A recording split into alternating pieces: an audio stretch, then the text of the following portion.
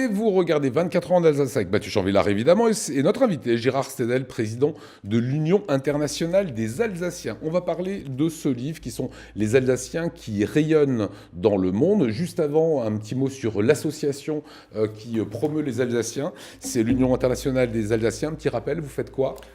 Donc l'association a maintenant 35 ans, puisqu'on vient de célébrer cet anniversaire à Andelot, en grande pompe un peu, puisqu'on avait le thème de la gastronomie alsacienne dans le monde. L'objectif, c'est de fédérer l'ensemble des associations qui existent dans le monde, d'en créer, bien sûr, de susciter cela. On sait combien il y a d'associations alsaciennes dans le monde ? En tout cas, nous, on en fédère 40. Il n'en reste pas beaucoup d'autres. Ouais. Donc, qui sont dans tous les pays, en Grèce, en Israël, dans 35 pays. En Allemagne, il y en a un peu plus. Mais ailleurs, il y en a en principe une par pays. En Chine, on en a déjà 2, mais bientôt 3. Et donc, on fédère ces associations. Et les associations, quant à elles, là, le premier objectif, c'est de développer les liens d'amitié entre les membres, bien sûr, comme toute association, mais aussi de faire la promotion de l'Alsace, donc qu'on n'oublie jamais quand on est loin de sa région. Alors aujourd'hui, la promotion, elle passe aussi par ce livre, Les Alsaciens dans le monde, sans parcours remarquable. On retrouve Bosc, par exemple. Voilà, Bosc, voilà, mais il y en a beaucoup d'autres. Oui, on va en prendre quelques-uns. Philippe Bosc avait vendu son entreprise, je crois 45 millions d'euros à l'époque, et qui était parti vivre au Maroc. Il était spécialisé dans le service, les coupes de cheveux, etc. Il y a Serge Comtesse, alors c'est un coiffeur. Il y a beaucoup de coiffeurs. Je ne savais pas qu'il était alsacien du tout. Ah, tout à fait. Il est même président de Vauban. Il passe beaucoup de temps en Thaïlande, puisque son école de coiffure, une de ses écoles, est en Thaïlande. Donc c'est pour ça qu'il est aussi dans le livre. Voilà, Eric Kaiser, qui est un célèbre boulanger, qui lui aussi rayonne. Oui, alors il y a celui-là, mais dans la boulangerie et dans tout ce qui est gastronomie, il y a pléthore. On a aussi Jacques Pfeiffer, qui a une école de pâtisserie à Chicago. Et puis il y a des boulangers à Munich.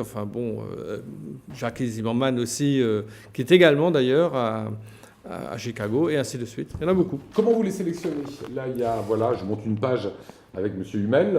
Oui, alors on les sélectionne. En fait, on a un certain nombre d'Alsaciens qu'on connaît parce qu'ils étaient déjà sous les feux de l'actualité, des journalistes, que ce soit audiovisuel ou dans les DNA ou l'Alsace.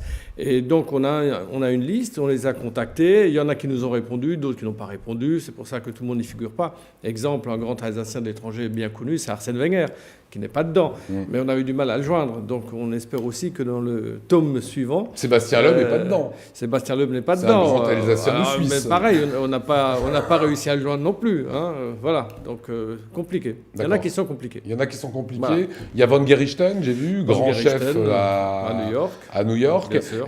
Comment est-ce qu'aujourd'hui vous pouvez avoir des jeunes, parce que je les ai regardés, évidemment on les connaît à peu près tous, mais ils ont quand même, il ne faut pas se leurrer, tous au-dessus de 50 ans. Voilà. Quand est-ce que vous allez nous mettre du vrai jeune qui rayonne comme un Tom Dillman ? C'est ça dont on a besoin. Le petit problème, c'est qu'il faut les connaître. Donc, ce soir, on en apprend de nouveau. C'est très bien. Mais comme nous n'avons pas de nationalité alsacienne, j'avais présenté le passeport alsacien. Exactement. Ça aiderait à les retrouver. Mais nous ne l'avons pas. Donc, maintenant, il faut qu'on passe par les consulats et ambassades de France pour répertorier tous ceux qui y sont inscrits, donc les jeunes et les moins jeunes, qui sont à l'étranger. Voilà. Moi, je vous conseille de regarder Alsace 20, parce que sur Alsace 20, honnêtement, Gérard Stédel, je vous l'ai dit hors micro, c'est toutes les semaines, on parle de la diaspora alsacienne, avec des jeunes comme Tom, qui font vivre des start-up aux États-Unis, en Grèce, en Suisse, dans le Royaume-Uni. Et voilà, ce sont des véritables pépites. Et d'ailleurs, si je dis ça, c'est que demain, Philippe Trzebiatowski, qui explore justement ce terreau-là, sera sur ce plateau,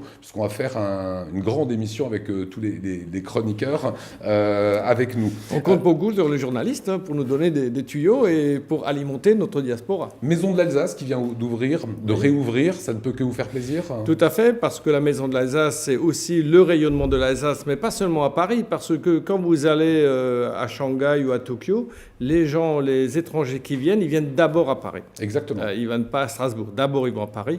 Et quand ils sont à Paris, c'est là où il faut les capter. pour les emmener à la Maison de l'Alsace pour un premier avant-goût de notre région. Voilà, c'est pour ça, effectivement, vous avez raison, qu'on a ouvert un bureau, nous, Alsace Vin, à la Maison de l'Alsace, et que tous les Alsaciens qui viennent à un moment ou à un autre passent par la Maison de l'Alsace. Ça, c'est du rayonnement, et c'est ces Alsaciens-là dans le monde qui y passent. Voilà, mais vous savez, c'est un livre, hein, et un livre, c'est un peu figé. Or, nous ne sommes pas figés, nous sommes très dynamiques, et donc on bouge beaucoup dans le monde. Bon, Tom, vous avez compris, vous êtes dans le tome 2. Tom. Voilà, Tom y suit. La page réservée. Voilà.